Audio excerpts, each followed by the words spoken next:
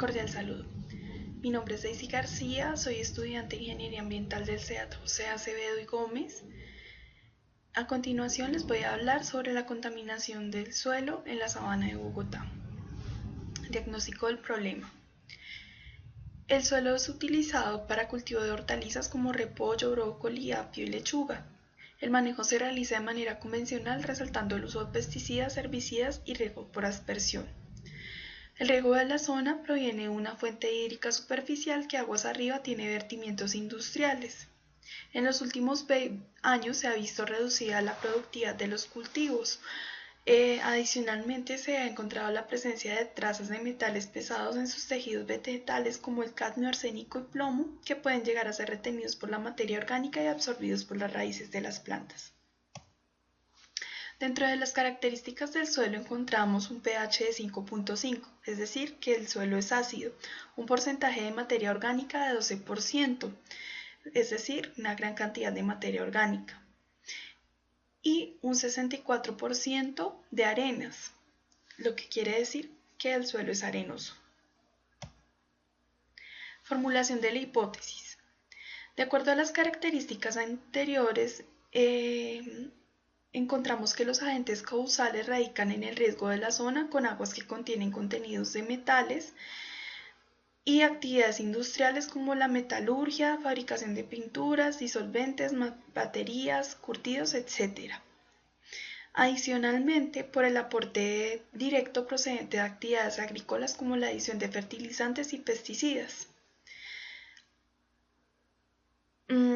Adicionalmente a eso, los suelos arenosos, como es el caso, carecen de la capacidad de fijación de metales pesados, los cuales pasan rápidamente al subsuelo y pueden contaminar niveles freáticos.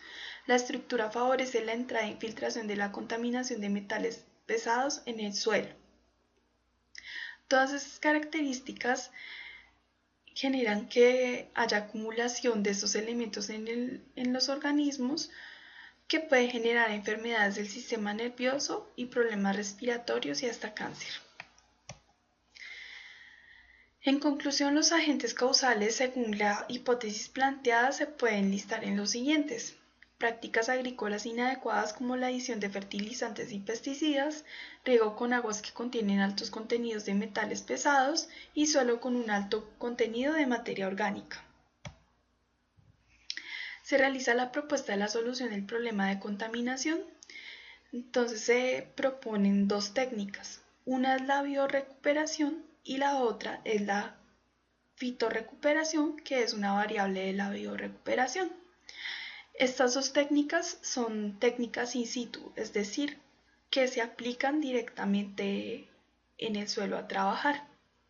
La biorecuperación son todos los tratamientos de recuperación que degradan contaminantes orgánicos o disminuyen la toxicidad de otros contaminantes como metales tóxicos a través de la actividad biológica natural, principalmente de los microorganismos, mediante reacciones que forman parte de sus procesos metabólicos.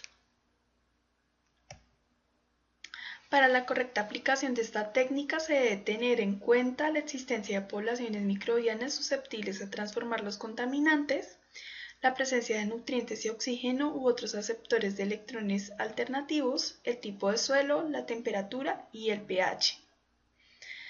Ventajas. En la actualidad hay gran interés por este tipo de métodos, ya que prometen tecnologías más sencillas, más baratas y más respetuosas con el ambiente que otros tratamientos. Desventajas. Su eficacia está por comprobarse. Las estrategias de biorecuperación que funcionan en un determinado lugar no tienen por qué funcionar en otro, y los procesos de biorecuperación que se llevan a cabo en el laboratorio no tienen necesariamente que tener el mismo éxito cuando se extrapolan a estudios de campo. Fitorrecuperación o fitorremediación. Como les decía, es una variable de la bioremediación. Esta es una metodología biológica dentro de la bioremediación que consiste en el uso de especies vegetales debido a su capacidad de absorber, volatilizar, tolerar y acumular altas concentraciones de contaminantes que permiten la remoción de los mismos. Las plantas utilizadas presentan mecanismos constructivos y adaptativos para tolerar o acumular un elevado contenido de metales en sus tejidos. En este gráfico se evidencia cómo se desarrolla esta técnica. Inicialmente se adicionan compuestos que aumentan la disponibilidad del contaminante. Luego estos contaminantes son captados por la raíz, pasan a otras partes de la planta, como las hojas.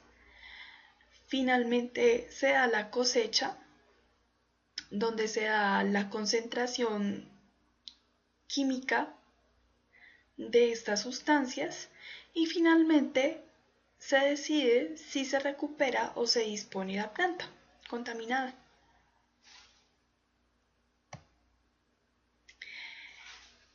Periodo de tratamiento es una técnica de largo plazo que puede requerir varios ciclos de cultivo. El tiempo requerido depende de la concentración y tipo de contaminantes. Los equipos suministrados son especies metalófilas. Dentro de las más utilizadas están los pastos porque son muy adaptables a variedad de condiciones edáficas y climáticas. Las ventajas generalmente originan cambios menores sobre el medio, ofrecen una solución simple y completa que otras tecnologías mecánicas, es económica, se puede conseguir una degradación de compuestos orgánicos en productos no tóxicos como dióxido de carbono, agua y biomasa celular. Las desventajas es que el tiempo para su actuación es largo, su optimización requiere información sustancial acerca del lugar contaminado y características del vertido, y el proceso es altamente sensible a tóxicos y a las condiciones ambientales.